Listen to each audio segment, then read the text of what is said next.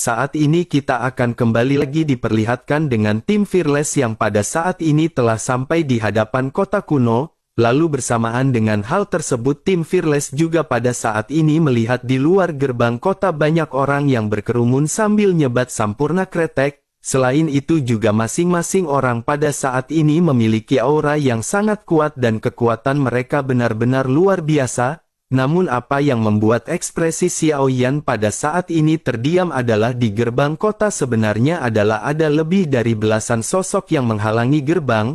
Semua orang bisa melihat di jubah mereka ada tulisan yang besar yang bertuliskan kata-kata roh. Xiao Yan pun perlahan menginstruksikan semua orang hingga pada akhirnya mereka pada saat ini memperlambat langkah masing-masing. Dengan sedikit cemberut Xiao Yan pada saat ini bertanya apakah yang pada saat ini sedang terjadi. Mendengar hal tersebut Rancang pada saat ini segera melangkah maju dan menatap ke arah orang-orang ini di kejauhan. Rancang pada akhirnya segera berkata sepertinya titik berkumpul ini telah dikendalikan oleh seseorang. Rancang mengenali jubah mereka dan mereka adalah Alam Ling dari 3 tim teratas di dunia tengah. Mendengar hal ini mata semua orang di tim Fearless pada saat ini sedikit mengembun. Titik berkumpul ini dapat dikatakan sebagai tempat berlindung bagi semua orang. Kebanyakan orang yang datang ke sini tentu saja berasal dari alam menengah. Kekuatan mereka juga tidak dapat diremehkan dan jika ada sekelompok orang yang berani menghalangi jalan, maka tentu saja kekuatan dari tim ini benar-benar tidaklah sederhana. Bersamaan dengan kelompok Xiao Yan yang pada saat ini melihat mereka di kejauhan, suara yang kuat perlahan keluar dari gerbang kota. Suara tersebut berkata bahwa tempat berkumpul ini telah ditempati oleh Alam Ling mereka dari dunia menengah. Jika semua orang ingin memasuki kota untuk berlindung maka setiap tim pada saat ini harus membayar 100 juta pil origin abadi. Setelah suara tersebut terdengar pada saat ini pembicaraan yang sangat mencengangkan benar-benar melonjak. Tentu saja semua orang pada saat ini benar-benar merasa keberatan dengan hal tersebut. Banyak perbincangan pada saat ini terdengar tetapi meskipun begitu tidak ada satupun di antara mereka yang melangkah maju untuk memulai konfrontasi. Pada akhirnya semua orang memandang ke arah sosok pria yang baru saja berbicara. Pria tersebut pada saat ini menunjuk ke arah mayat yang berada di sampingnya seolah-olah memberitahu kepada semua orang. Banyak orang pada akhirnya memperhatikan mayat yang pada saat ini tergeletak. Dapat dilihat bahwa mayat ini baru saja mati dan semua orang pada saat ini mendesis dingin. Sementara itu pria tersebut pun segera berkata bahwa kelompok orang ini adalah sekelompok kecil orang yang datang entah dari mana dari dunia menengah. Tim Alam Ling dari alam menengah telah membunuh mereka semua dengan mudah dan jika semua orang memiliki ketidaksenangan maka mereka bisa maju dan mereka akan dapat mengikuti teladan dari mayat-mayat ini. Tim dari Alam Ling benar-benar tidak akan keberatan membunuh beberapa tim lagi untuk menambahkan poin dan meningkatkan peringkat. Begitu mendengar hal tersebut pada saat ini semua orang hanya bisa terdiam.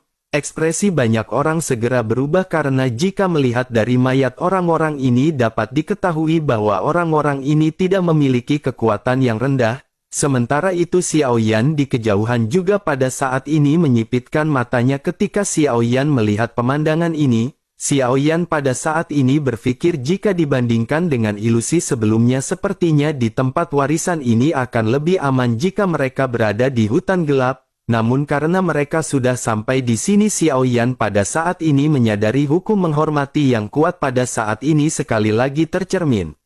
Bersamaan dengan semua orang yang pada saat ini berkumpul di depan gerbang kota kuno, sebuah suara tiba-tiba terdengar dan suara tersebut tidaklah keras. Tetapi suara tersebut seperti guntur yang terendam bercampur dengan gelombang origin abadi. Suara tersebut berkata bahwa mereka adalah Alam Ling dan pada saat ini tidak berniat mempermalukan semua orang. Tetapi meskipun begitu semua orang pada saat ini harus menyerahkan 100 juta pil origin abadi untuk dapat masuk.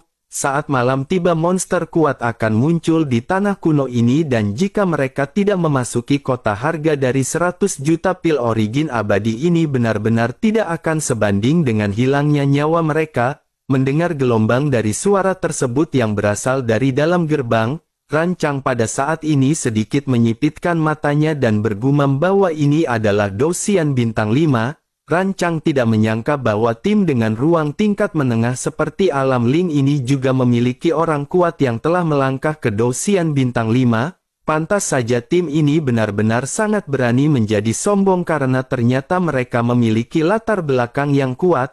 Sementara itu di gerbang kota pada saat ini suasana benar-benar berlangsung dengan hening. Pada akhirnya seseorang memecah keheningan dengan maju dan segera membayar 100 juta pil origin abadi sebelum akhirnya memasuki kota. Melihat hal tersebut Rancang pada saat ini tidak ingin bertindak gegabah tetapi dirinya pada saat ini segera melihat ke arah ke samping Xiaoyan. Dirinya segera berkata kepada Xiaoyan bahwa pada saat ini adik ke-9 lah yang membuat keputusan. Xiaoyan pun menoleh menatap ke arah Rancang dan tersenyum tipis di wajahnya sebelum akhirnya berkata apakah senior Rancang pada saat ini bersedia menyerahkan 100 juta pil origin abadi. Rancang pun menggelengkan kepalanya dan berkata tentu saja dirinya tidak mau. Menanggapi hal tersebut Xiaoyan pun tersenyum sebelum akhirnya kembali menoleh ke arah gerbang kota dan senyum di wajah Xiaoyan tiba-tiba menghilang. Ekspresi Xiaoyan pada saat ini akan berubah menjadi sangat tegas. Tim Fearless pada akhirnya dipimpin oleh Xiaoyan segera berjalan lurus menuju ke arah gerbang kota. Begitu mereka sampai di pintu mereka segera diberhentikan oleh sekelompok orang dari tim Alam Ling. Mereka pada saat ini segera meminta tim Fearless untuk membayar 100 juta pil origin abadi jika mereka ingin masuk. Mendengar hal tersebut tim Fearless pun berhenti dan Xiaoyan pada saat ini segera mengangkat kepalanya. Dengan senyum di wajahnya Xiaoyan pada saat ini segera berkata bagaimana jika mereka tidak ingin melakukan hal tersebut. Begitu perkataan Xiaoyan ini keluar banyak sekali mata yang tertarik di sekeliling. Sepertinya tidak ada yang mengira akan ada orang yang berkata seperti itu dan berani memprovokasi tim sekuat Alam Ling. Tetapi meskipun begitu orang-orang ini menyaksikan dengan kegembiraan ketika menatap ke arah kelompok Xiaoyan, sementara itu pria dengan temperamen yang kejam di belakang pada saat ini tiba-tiba menoleh, sosoknya segera berkata apakah mereka pada saat ini benar-benar ingin memprovokasi Alam Ling. Setelah selesai berbicara momentum agung dari Dosian Bintang 4 segera bergulir berharap untuk mengintimidasi kelompok Xiaoyan dan yang lainnya. Tetapi meskipun begitu kelompok Xiaoyan pada saat ini benar-benar tidak terpengaruh, sementara itu di sisi lain sosok tersebut pada saat ini lanjut berkata, karena mereka ingin mencari kematian maka tim dari Alam Ling pada saat ini akan membantu untuk membunuh mereka. Pria yang dipenuhi dengan aura kekerasan pun segera melangkah maju dengan mata yang berkaca-kaca, niat membunuh yang sangat kuat pada saat ini membuat mereka semakin marah. Sementara itu di sisi lain Xiaoyan pada saat ini tidak terburu-buru dan panik dengan wajah yang masih terlihat tenang. Xiaoyan memandang ke arah Alam Ling dan berkata bahwa Xiaoyan menyarankan mereka untuk berpikir 2 kali sebelum mengambil tindakan. Begitu perkataan Xiaoyan ini terjatuh ke telinga pria di hadapannya rasa seperti menginjak wajahnya pada saat ini benar-benar melonjak. Penghinaan ini pada akhirnya tiba-tiba membuat ekspresi si pria menjadi semakin marah. Pria tersebut pada akhirnya segera berkata bahwa kekuatan dari pemimpin ini hanyalah seorang Dosian Bintang 4. Jika begitu permasalahannya maka bocah tersebut benar-benar akan segera mati di tangannya. Setelah selesai berbicara pria itu pun segera melesat dan melepaskan tinjunya ke arah Xiaoyan. Kekuatan Dosian Bintang 4 berisi sumber origin abadi yang sangat luas dan ganas pada saat ini meninju secara tiba-tiba. Sementara itu Xiaoyan tetap tidak bergerak dan hanya menatap dengan tenang ke arah pria yang datang dengan keras ke arah Xiaoyan. Ekspresi dingin di wajah Xiaoyan pada saat ini menjadi intensif hingga pada akhirnya ledakan segera terjadi. Pada saat bersamaan sesosok tubuh muncul di belakang Xiaoyan dengan tinju yang siap dihantamkan. Sosok ini adalah Rancang yang pada saat ini melindungi Xiaoyan dan mengayunkan tinjunya. Setelah benturan terjadi pada akhirnya si pria pun segera mundur dengan ekspresi yang dipenuhi dengan keterkejutan.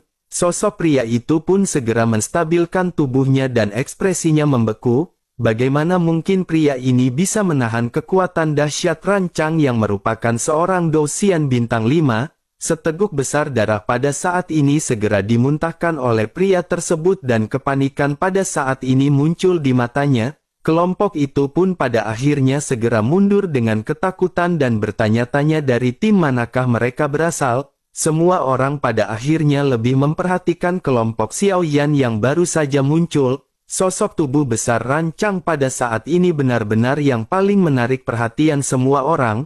Selain itu ada juga sosok teratas Xia Zhenghui dan sekelompok orang lain yang tidak mencolok. Pada akhirnya beberapa orang segera menyadari sosok-sosok ini dan bergumam bahwa mereka adalah orang yang mengalahkan aliansi Dosian. Mereka adalah tim Fearless yang merupakan tim legendaris yang berasal dari alam tingkat bawah.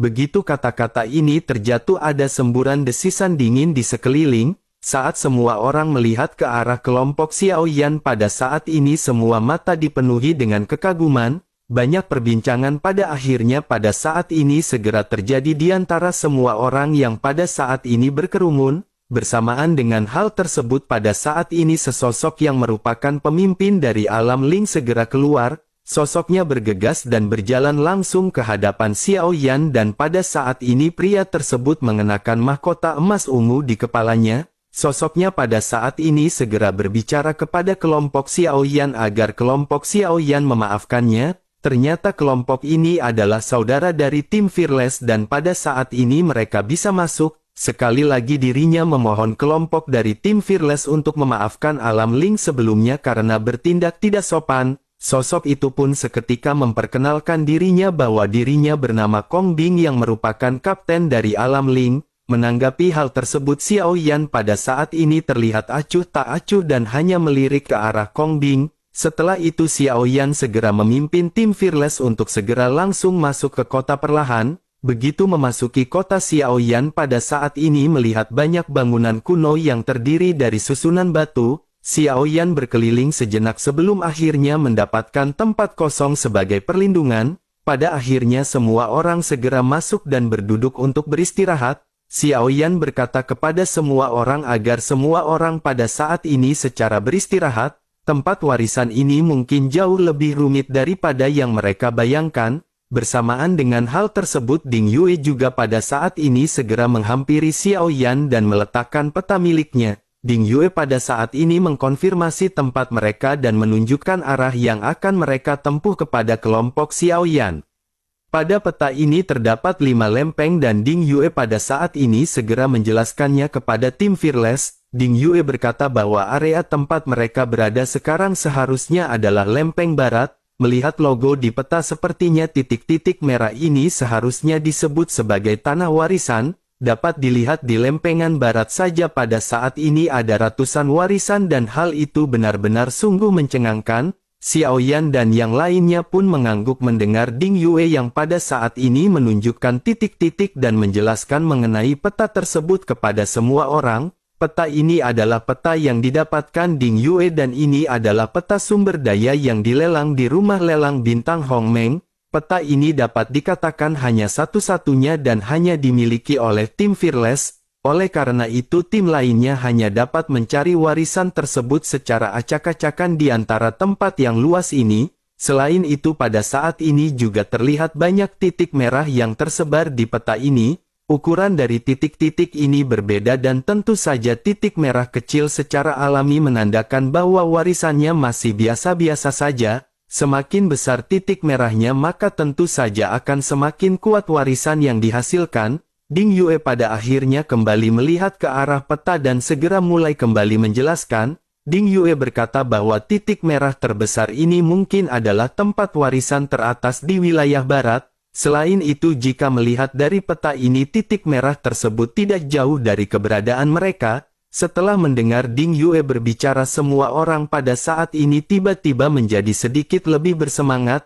Xiaoyan juga pada saat ini mengamati peta dengan cermat. Memang seperti yang dikatakan oleh Ding Yue titik merah itu tidak jauh dari posisi mereka pada saat ini. Setidaknya terlihat sangat dekat di peta meskipun untuk jarak sebenarnya masih belum diketahui. Sementara itu Ding Yue pada saat ini segera mengungkapkan informasi yang telah banyak dirinya kumpulkan di bintang Hongmeng. Ding Yue menjelaskan bahwa dikatakan ada warisan misterius di tempat warisan. Letak dari warisan misterius ini tentu saja berada di tengah piringan. Mendengar hal tersebut semua orang pada saat ini tercengang sementara Xiao Yan mengerutkan kening. Xiao Yan merenung sejenak sebelum akhirnya segera berkata bahwa Xiao Yan khawatir mereka memerlukan sesuatu yang istimewa agar memenuhi syarat untuk memasuki bagian tengah ini. Semua orang pada akhirnya mengangguk dan menyadari tentu saja untuk mencapai tahap tersebut tidaklah semudah seperti yang mereka bayangkan.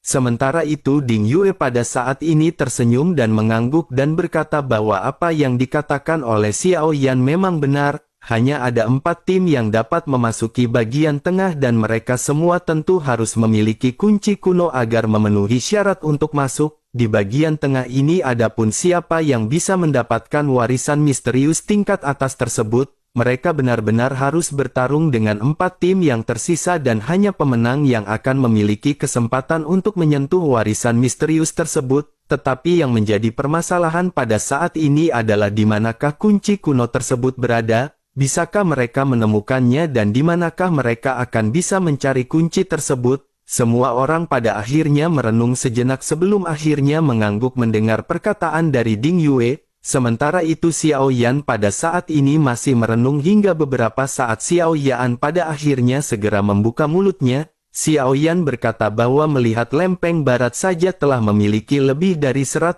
tempat warisan di sekitarnya. Tentu saja untuk menemukan kunci rahasia kuno seperti itu Xiao Yan khawatir benar-benar tidak akan mudah. Ding Yue pun menganggukkan kepalanya setelah mendengar apa yang baru saja dikatakan oleh Xiao Yan. Ding Yue lanjut menjelaskan dikatakan bahwa kemungkinan kemunculan dari kunci kuno ini tidak tertentu, tentu saja semakin besar titik merahnya semakin kuat dari warisannya. Oleh karena itu Ding Yue berpikir bahwa semakin kuat warisannya maka akan semakin besar kemungkinan munculnya kunci kuno tersebut. Xiao Yan pun menganggukkan kepalanya dan merasakan bahwa apa yang dikatakan oleh Ding Yue ini memang benar. Pada akhirnya Xiao Yan segera berkata jika begitu permasalahannya maka mereka pada saat ini harus pergi ke titik merah terbesar di lempeng barat. Mereka harus pergi apapun yang terjadi dan mereka harus memperjuangkan warisan misterius ini. Pada akhirnya semua orang bernegosiasi sejenak dan menyusun rencana dan tujuan selanjutnya untuk ditetapkan. Setelah itu semua orang segera duduk bersila dan beristirahat sejenak serta menunggu fajar tiba. Xiao Yan juga duduk bersila dan menghela nafas panjang dan sekarang setelah memasuki ilusi kedua, kecepatan dari permainan ini benar-benar akan jauh lebih lambat jika dibandingkan dengan ilusi pertama. Xiao Yan pada saat ini benar-benar harus meningkatkan kewaspadaan dan benar-benar harus bekerja sama dengan sebaik mungkin. Xiao Yan pada akhirnya segera menekan pemikiran ini dan memutuskan untuk berlatih. Jejak sumber origin abadi pada saat ini mengalir ke dalam tubuh Xiao Yan terus-menerus menghangatkan dan memberi nutrisi pada bintang 4 di tubuhnya. Latihan Xiao Yan ini hanya berlangsung sesaat karena Xiao Yan pada saat ini dibangunkan oleh Zhan Lao. Pada akhirnya Xiao Yan pada saat ini berpikir adanya sesuatu yang penting dan tubuh spiritual Xiao Yan segera memasuki pagoda. Selama periode ini Zhan Lao jarang muncul karena Xiao Yan telah menggunakan pagoda pemurnian beberapa kali. Oleh karena itu semakin sedikit Zhan Lao muncul akan semakin baik dan semakin kecil kemungkinannya untuk terekspos. Pada akhirnya setelah Xiao Yan memasuki pagoda Xiao Yan dengan sedikit gugup dan serius segera bertanya kepada Zhan Lao apakah yang terjadi. Melihat ekspresi Xiao Yan ini Zhan Lao pun tersenyum dan berkata agar Xiao Yan jangan gugup dan jangan terlalu serius. Sekarang kekuatan Xiao Yan telah mencapai level menengah bintang 4 Dou-Xian dan Xiao Yan memenuhi syarat untuk naik ke lantai ke-6 pagoda. Mendengar hal ini Xiao Yan pada saat ini merasa sangat senang karena setiap lantai dari pagoda pemurnian ini akan membawa kejutan yang tidak terduga. Xiao Yan pada akhirnya pada saat ini benar-benar dipenuhi dengan harapan untuk naik tingkat. Dengan penuh semangat dan rasa tidak sabar Xiao Yan pun segera bertanya lalu apa yang pada saat ini mereka tunggu. Pada akhirnya tubuh roh Xiao Yan pun segera memasuki tingkat ke-6 dari pagoda. Kepala Xiao Yan pada saat yang bersamaan berdengung dan penglihatan Xiao Yan menjadi redup serta kesadaran Xiao Yan pada saat ini menjadi kabur. Setelah beberapa saat mata Xiao Yan pada akhirnya segera terbuka perlahan. tetapi pada saat ini Xiao Yan tidak bisa merasakan keberadaan tubuhnya dan hanya mata yang bisa melihat sesuatu. Hal yang pertama menarik perhatian Xiao Yan adalah kulit putih yang pernah Xiao Yan sembuhkan di benua Doqi yakni Yanzi. Adegan terus berubah dan Xiao Yan pada saat ini melihat adegan pertama kalinya bersama dengan Kailin. Setelah itu adegan menampilkan Sun Er, Xiao Qi, King Mu Er, Zenni dan ini adalah cinta di dalam hidup Xiao Yan. Ini adalah apa yang pada saat sebelumnya telah dilihat oleh mata dari Xiao Yan. Pada akhirnya perlahan-lahan gambar di hadapan Xiao Yan menghilang tetapi pada saat ini banyak suara yang segera didengar Xiao Yan. Banyak suara dari orang-orang yang Xiao Yan sayangi pada saat ini segera muncul memenuhi benak Xiao Yan. Selanjutnya pada saat ini rasa nikmat keluar dari mulut Xiao Yan dan ini merupakan sentuhan dari orang-orang terkasih. Pada saat ini secara bergantian indera Xiao Yan merasakan setiap rasa yang sebelumnya Xiao Yan alami. Pada saat ini segala sesuatu di sekitar Xiao Yan benar-benar menjadi sangat jelas. Pada akhirnya kesadaran Xiao Yan pada saat ini juga menjadi jelas kembali dan Xiao Yan pada saat ini merasakan perasaan yang sangat kuat. Bersamaan dengan hal tersebut suara Zhan Lao segera terdengar di telinga Xiao Yan ketika dirinya bertanya apakah Xiao Yan merasakannya. Mata Xiao Yan pun bersinar dan Xiao Yan segera mengangguk sebelum akhirnya bergumam bahwa itu adalah kekuatan yang sangat kuat. Xiao Yan pada saat ini bisa merasakan kekuatan yang melonjak di tubuhnya. Kekuatan ini hanya muncul setelah Xiao Yan memasuki tingkat ke-6 dari Menara Pemurnian. Sementara itu Zhan Lao pada saat ini segera memerintahkan Xiao Yan untuk segera mencoba kekuatan tersebut. Xiao Yan pun mengangguk dan pada saat yang bersamaan energi dengan kekuatan yang sangat kuat meledak di tubuh Xiao Yan. Rambut Xiao Yan pada saat ini tiba-tiba berhenti bergerak dan jubahnya mengeluarkan suara gemerisik. Yang paling penting pada saat ini adalah aura Xiao Yan naik secara gila-gilaan dengan kecepatan yang sangat cepat. Xiao Yan pada saat ini berada di tahap menengah Dosian bintang 4 dan pada saat berikutnya Xiao Yan telah mencapai Dosian bintang 5. Namun peningkatan ini masih belum berhenti dan kekuatan Xiao Yan terus naik hingga mencapai ke Dosian bintang 6. Naiknya aura Xiao Yan ini masih belum berakhir sampai di situ saja. Xiao Yan bisa merasakan energi yang melonjak di tubuhnya dan Xiao Yan tidak bisa menahan untuk berteriak. Pada akhirnya ekspresi kegembiraan pada saat ini melonjak di wajah Xiao Yan.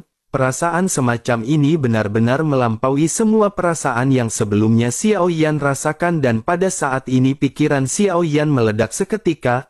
Pada saat berikutnya kulit Xiao Yan pun bersinar dengan cahaya putih dan dengan raungan Xiao Yan pada saat ini kekuatan Xiao Yan benar-benar luar biasa dan telah mencapai level Dosian bintang 7. Merasakan kekuatan yang melonjak di tubuh Xiao Yan pada akhirnya Xiao Yan segera melepaskan semua energinya. Xiao Yan mengepalkan tinjunya dan melambaikannya dengan keras dan kekuatan yang kuat pada saat ini menyapu seluruh lantai 6. Merasakan kekuatan ini Xiao Yan pada saat ini segera menyadari bahkan kekuatan bintang 6 Jiang Ya benar-benar akan dapat dengan mudah dibunuh oleh Xiao Yan. Merasakan energi yang melonjak di tubuh Xiao Yan pada saat ini dirinya bergumam ini adalah kekuatan bintang 7 Dosian dan perasaan ini sungguh menakjubkan. Bersamaan dengan Xiao Yan yang pada saat ini masih bersemangat Zhan Lao pada akhirnya berkata perlahan agar Xiao Yan menghentikan hal ini. Setelah itu dirinya mengarahkan jarinya ke arah Xiao Yan yang berada di udara. Xiao Yan pada akhirnya tiba-tiba seperti bola kempes dan aura Xiao Yan pada saat ini kembali turun ke bintang 4 Dosian. Xiao Yan pada akhirnya tiba-tiba menatap ke arah Zhan Lao dengan penuh semangat dan bertanya-tanya dari manakah kekuatan tersebut berasal. Menanggapi hal tersebut mata Zhan Lao pada saat ini hanya beralih ke tengah menara di lantai 6 di mana ada sebuah kolam di tengah menara lantai 6. Kolam ini terlihat kosong dan ketika melihat hal tersebut Xiao Yan pada saat ini mengerutkan kening. Xiao Yan pada akhirnya kembali bertanya apa yang dimaksud dengan Zhan Lao dengan menunjukkan kolam yang kosong. Zhan Lao pada akhirnya menjelaskan secara perlahan kepada Xiao Yan bahwa ini adalah kolam 6 keinginan. Kolam itu baru saja penuh tetapi Xiao Yan pada saat ini segera menghabiskan semuanya. Xiao Yan seketika tercengang mendengar apa yang baru saja dijelaskan oleh Zhan Lao. Xiao Yan masih tidak mengerti apa yang baru saja dikatakan oleh Zhan Lao dan mengapa kolam ini pada saat ini kembali kosong.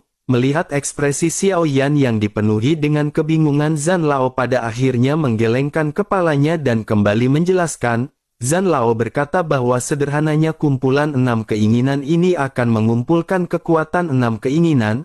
Yang disebut dengan kekuatan 6 keinginan adalah mata, telinga, hidung, lidah, tubuh dan pikiran yang baru saja Xiao Yan rasakan. Mendengar hal ini pada akhirnya Xiao Yan segera mengerti dan pada saat ini menganggukkan kepalanya. Xiao Yan pun terus bertanya, lalu bagaimana kolam 6 keinginan ini bisa kembali diisi ulang? Zhan Lao kembali menjelaskan kepada Xiao Yan bahwa kekuatan 6 keinginan secara alami diisi oleh 6 keinginan Xiao Yan sendiri. Setiap energi 6 keinginan akan terisi oleh setiap indera dari Xiao Yan sendiri.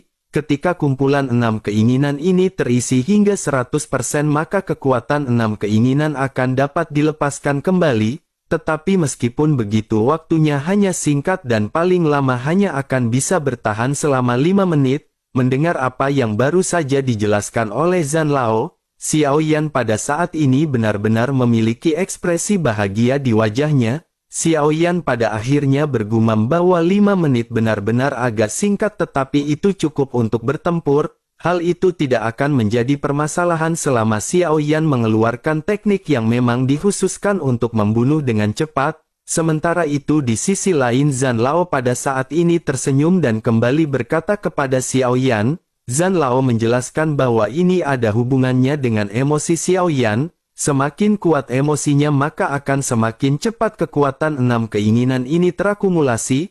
Bersamaan dengan penjelasan tersebut pada saat ini Xiao Yan juga menemukan bahwa ada topan muncul di dantian Xiao Yan. Tetapi topan tersebut tidak memiliki energi dan berputar dengan sangat lambat. Xiao Yan berpikir tampaknya kolam keinginan ini terhubung ke topan di tubuh Xiao Yan ini. Oleh karena itu ketika emosi Xiao Yan melonjak sepertinya kolam tersebut benar-benar akan secara otomatis terisi. Sementara itu di sisi lain merasa semuanya sudah diselesaikan, Zhan Lao pada saat ini segera kembali berbicara kepada Xiao Yan. Zhan Lao berkata bahwa Xiao Yan pada saat ini harus segera keluar karena tempat warisan ini tidaklah sederhana. Xiao Yan pun mengangguk tanpa ragu dan pada saat ini tubuh roh Xiao Yan menghilang dari dalam pagoda. Xiao Yan yang sedang duduk bersila pada akhirnya segera membuka matanya dan hal yang pertama pada saat ini sampai di telinga Xiao Yan adalah semburan suara. Xiao Yan sedikit mengerutkan keningnya dan segera berdiri sebelum akhirnya bertanya kepada semua orang apa yang terjadi. Semua orang pada saat ini telah berkumpul di hadapan Xiao Yan dan segera menjelaskan sepertinya ada sesuatu yang terjadi di luar. Setelah mendengar hal ini Xiao Yan pun melihat keluar dan pada saat ini melihat bayangan hitam yang melintas di udara. Bersamaan dengan hal tersebut pada saat ini ada bola api besar yang keluar dari mulut dari bayangan hitam yang baru saja melintas. Ledakan pada akhirnya terjadi dengan suara keras yang benar-benar memecahkan ketenangan malam. Xiao Yan pun terkejut setelah melihat pemandangan ini dan bergumam memungkinkan ini adalah gelombang binatang buas. Xiao Yan pada saat ini benar-benar terkejut karena Xiao Yan tidak menyangka bahwa di ilusi tingkat kedua ini benar-benar akan ada gelombang binatang buas yang mengerikan. Terlebih lagi gelombang binatang buas di sini bukanlah jenis gelombang binatang buas dengan kekuatan yang biasa-biasa saja. Xiao Yan dapat merasakan bahwa kekuatan dari aura mereka pada saat ini bisa sebanding dengan dosian bintang 2 dan bintang 3 manusia. Tampaknya pada saat ini kumpulan dari semua orang yang pada saat ini berkumpul di titik kumpul benar-benar menarik perhatian dari banyak binatang buas. Lalu Xiao Yan pada akhirnya segera memerintahkan semua anggota timnya pada saat ini untuk berhati-hati karena Bude Yanti akan segera datang untuk menagih hutang kepada para pelanggannya.